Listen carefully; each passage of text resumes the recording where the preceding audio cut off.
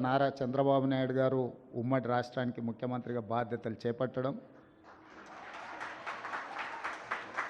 వారు ఖచ్చితంగా ఆంధ్రప్రదేశ్ యొక్క నిరుద్యోగ సమస్య, రాష్ట్రం యొక్క ఆదాయం పెంచుకోవాలి అనంటే వ్యవసాయం ఒకటే సరిపోదు, సాంకేతిక నైపుణ్య రంగంలో రాణించాలి అని చెప్పి హైటెక్ సిటీని నిర్మించడం జరిగింది. హైటెక్ సిటీ నిర్మాణంతో హైదరాబాద్ నగరంలో పెట్టుబడులు రావడం, నారా చంద్రబాబు నాయుడు గారు, డాక్టర్ వైఎస్ రాజశేఖర రెడ్డి గారు మూడవ నగరంగా సైబరాబాద్ నగరాన్ని నిర్మించారు. ఈరోజు హైదరాబాద్ని 3 నగరాలుగా చూడొచ్చు. హైదరాబాద్ నగరం, సికింద్రాబాద్ నగరం, సైబరాబాద్ నగరం, ఔటర్ రింగ్ రోడ్, అంతర్జాతీయ ఎయిర్పోర్ట్, ఐటీ కంపెనీలు, ఫార్మా రంగము, ఇట్లా ప్రతి రంగంలో హైదరాబాద్ రాణించడం వల్ల ఈరోజు ప్రపంచ స్థాయిలో మన తెలంగాణ రాష్ట్రానికి, హైదరాబాద్ నగరానికి ఒక గొప్ప గుర్తింపు వచ్చింది. హైదరాబాద్ ఏ విధంగా అయితే అభివృద్ధి చెందిందో, కాగ్నిజెంట్ కూడా సూర్య గుమ్మడి గారు చెప్పినట్టు 2002లో ఒక చిన్న సంస్థగా ఇక్కడ పని మొదలుపెట్టి ఈరోజు తెలంగాణ రాష్ట్రంలో అత్యధికంగా ఉద్యోగ అవకాశాలు కల్పిస్తున్న 2వ సంస్థగా కాగ్నిజెంట్ రాణించింది. భారతదేశంలో టాటాలతో పోటీ పడగలిగిన శక్తి సామర్థ్యం తెలంగాణ రాష్ట్రంలో టాటాలతో పోటీపడి నిరుద్యోగ సమస్యకు పరిష్కారం చూపిస్తున్న సంస్థ కాగ్నిజెంట్ సంస్థ. ఈరోజు లక్షలాది మంది తెలంగాణలో చదువుకుంటున్న ఇంజనీరింగ్, నాన్ ఇంజనీరింగ్ స్టూడెంట్స్కి ఉద్యోగ ఉపాధి అవకాశాలు వస్తున్నాయి అని అంటే కంటిన్యూస్గా కులీ కుతుబ్ షాయి నుంచి మొదలు పెడితే నారా చంద్రబాబు నాయుడు గారు వరకు ఎక్కడ కూడా హైదరాబాదు నగర అభివృద్ధి విషయంలో సిద్ధాంతపరంగా, రాజకీయ పరంగా విభేదాలు, భిన్న అభిప్రాయాలు ఉన్న హైదరాబాద్ నగర అభివృద్ధిలో ఎప్పుడు కూడా అది ప్రభావం చూపించలేదు. అందుకే ఈరోజు హైదరాబాద్ నగరం ఒక గొప్ప నగరంగా రాణించింది. ఆ విధానాన్ని కొనసాగించాలి. ఈరోజు తెలంగాణ రాష్ట్ర 2వ ముఖ్యమంత్రిగా, అదేవిధంగా మా మిత్రుడు IT and industries minister Sridhar Babu garu, మేము స్పష్టంగా కాగ్నిజెంట్ ప్రతినిధులకే కాదు, ఈ దేశంలో పెట్టుబడులు పెట్టడానికి ముందుకు వస్తున్న మా యుఎస్ అండ్ సౌత్ కొరియా పర్యటనలో వచ్చిన చాలా అంతర్జాతీయ సంస్థలకు ఒక మాట చెప్పదలుచుకున్నాం. ఈ 430 సంవత్సరాలలో రాజకీయపరమైన, పరిపాలనపరమైన భిన్న అభిప్రాయాలు ఉన్న హైదరాబాద్ నగర అభివృద్ధిలో భేదాభిప్రాయాలు లేకపోవడం వల్లనే హైదరాబాద్ నగరం ప్రపంచంతో పోటీ పడుతుంది.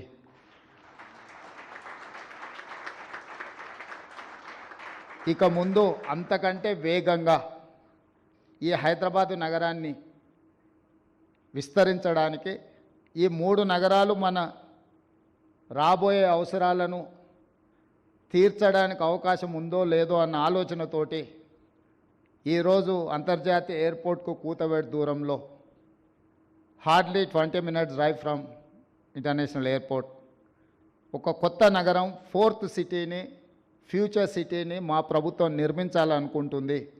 ఈ 4th city, future city China plus one country కోసం అమెరికా, సౌత్ కొరియా, ఇతర దేశాలు ఏదైతే చూస్తున్నాయో ఈ అన్ని ప్రశ్నలకు సమాధానంగా 4th సిటీ మేము ఫ్యూచర్ సిటీగా ఏదైతే నిర్మించాలనుకుంటున్నామో అదే సమాధానం చెప్తుంది. ఈ ఫ్యూచర్ సిటీలో మీరందరూ భాగస్వాములు కావాలి. కాగ్నిజెంట్ తొందరలోనే 1,00,000 మంది నిరుద్యోగులకు ఉద్యోగ అవకాశాలు కల్పించేటప్పటికీ ఆ ఫ్యూచర్ సిటీలో కూడా మీ ప్రెజెన్స్ కనిపించాలి, మీరు అక్కడ ఉండాలి. మిమ్మల్ని అక్కడికి రావాల్సిందిగా రాష్ట్ర ప్రభుత్వం తరఫున సాదరంగా మిమ్మల్ని ఆహ్వానిస్తున్నాం.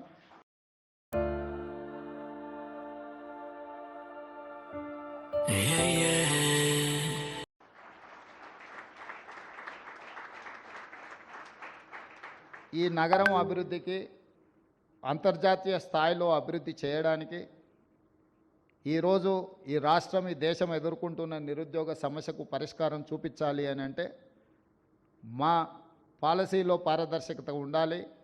ప్రభుత్వం పెట్టుబడిదారులకు ప్రోత్సాహం కల్పించాలని స్పష్టంగా మా ప్రభుత్వం విశ్వసిస్తుంది. అందుకే ప్రభుత్వం మారినా విధానాలలో మార్పు లేదు. ఇంకా వేగంగా, ఇంకా పారదర్శకంగా, ఇంకా పట్టుదలతో మా ప్రభుత్వం ఈ తెలంగాణ రాష్ట్రాన్ని ముందుకు తీసుకెళ్లాలనుకుంటుంది. ఈ దేశానికి, ఈ రాష్ట్రానికి పెట్టుబడులను రప్పించి, చాలామంది మిత్రులు ఆంధ్రప్రదేశ్లో ప్రభుత్వం మారంగానే తెలంగాణకు ఆంధ్రప్రదేశ్కు పోటీ ఉంటుంది, తెలంగాణ నుంచి ఆంధ్రప్రదేశ్కు పెట్టుబడులు తరలిపోతాయేమో అని ఒక చర్చ. నేను ఒక మాట స్పష్టంగా చెప్పదలుచుకున్నాను. నా పోటీ ఆంధ్రప్రదేశ్, కర్ణాటక, తమిళనాడుతో కాదు, నా పోటీ ప్రపంచంతోనే. హైదరాబాద్ నగరం నా దగ్గర ఉంది. హైదరాబాద్ నగరం నా దగ్గర ఉంది. దేశంలోనే అత్యధికంగా ఉద్యోగ ఉపాధి అవకాశాలు కల్పించే కాగ్నిజెంట్ నా దగ్గర ఉంది. ఈ ప్రాంతం పక్క రాష్ట్రాలతో పోటీ పడే ఆలోచన నుంచి ప్రపంచంతో పోటీ పడడానికి ఎప్పుడో మా ఆలోచనను మేము విస్తరించుకున్నాము. ప్రపంచం అవసరాలు తీర్చడానికి ఈరోజు మేము 4th సిటీని ఒక ఫ్యూచర్ సిటీగా మేము డిజైన్ చేస్తున్నాము. కాబట్టి ఈరోజు మాకు పక్క రాష్ట్రాలతో ఎలాంటి పోటీ లేదు. పక్క రాష్ట్రాల దగ్గర, ఈ దేశంలో ఎవరి దగ్గర హైదరాబాద్ నగరం లేదు. పక్క రాష్ట్రాలు, పక్క ముఖ్యమంత్రుల దగ్గర ఔటర్ రింగ్ రోడ్, అంతర్జాతీయ ఎయిర్పోర్ట్ లేదు. అన్నిటికంటే ఇక్కడున్న ఎన్విరాన్మెంట్ ఈ దేశంలోనే ఎక్కడా లేదు. ఇక్కడున్నంత మంచి వాతావరణం, ఇక్కడున్నంత శాంతి భద్రతలు, ప్రశాంతంగా ఉండడం, ఇక్కడ ఎక్కడి నుంచైనా కనెక్ట్ కావడానికి అన్ని రకాల ఇన్ఫ్రాస్ట్రక్చర్ మన దగ్గర ఉన్నది. కాబట్టి ఈరోజు నేను మీ ద్వారా ఈ యుఎస్ అండ్ సౌత్ కొరియాలో మేము కలిసిన ప్రతినిధులనే కాదు, కలవాలనుకుంటున్న ప్రతినిధులకు కూడా నా సూచన ఒకటే: రండి, తెలంగాణ రాష్ట్రంలో పెట్టుబడులు పెట్టండి. మీ పెట్టుబడులకు భద్రత ఉంటుంది, మీ పెట్టుబడులకు లాభము ఉంటుంది. మీకు కావాల్సిన సాంకేతిక నైపుణ్యాన్ని అందించే యువశక్తి తెలంగాణ రాష్ట్రంలో ఉంది. తెలంగాణ రాష్ట్రాన్ని సాధించిన యువశక్తి తెలంగాణ నిర్మాణంలో ముందుకు వస్తారు. ఎవరు వచ్చినా ఈ రాష్ట్రంలో పెట్టుబడులు పెట్టే వాళ్లకు రక్షణ ఉంటుంది. తెలంగాణ రాష్ట్ర ముఖ్యమంత్రిగా నేను స్పష్టంగా పెట్టుబడిదారులకు నేను హామీ ఇస్తున్నా. ఎవరు ఎలాంటి భేషజాలకు లోను కావాల్సిన అవసరం లేదు, ఎవరు ఆందోళన చెందాల్సిన అవసరం లేదు. అక్రాస్ ద టేబుల్ మీకేం పర్మిషన్స్ కావాలన్నా, మీకు ఎలాంటి వసతులు కావాలన్నా తెలంగాణ రాష్ట్ర ప్రభుత్వం అందిస్తుందని తెలియజేస్తూ మీ అందరి దగ్గర సెలవు తీసుకుంటున్నాను. ధన్యవాదాలు మిత్రులారా.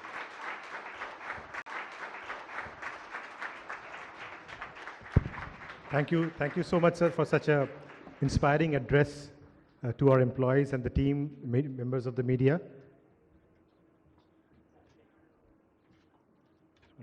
Take the pictures.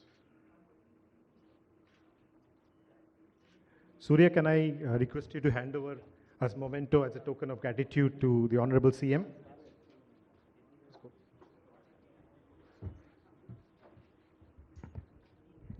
Get one more.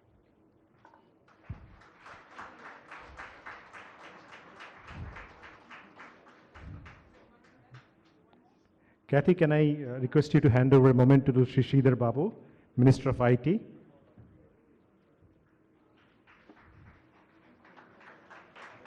That's it. Give it to John. Yeah, that's it.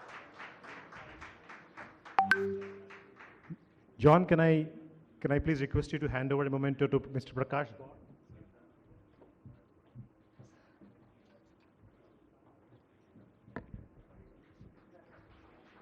Prakash Gaur sir is 5 times MLA from this part of the country.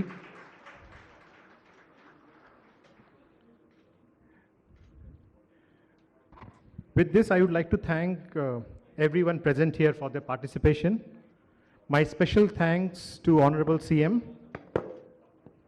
who attended this function despite his foreign travel, and that says a lot about the focus and commitment of the state to the industry.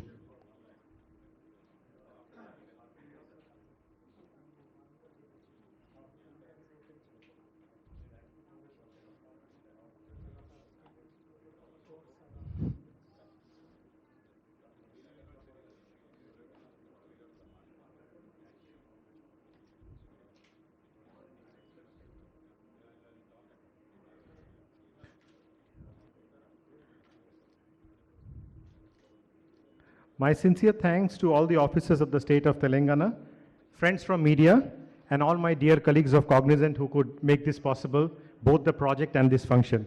Thank you very much once again. Have a great evening. Thank you, sir.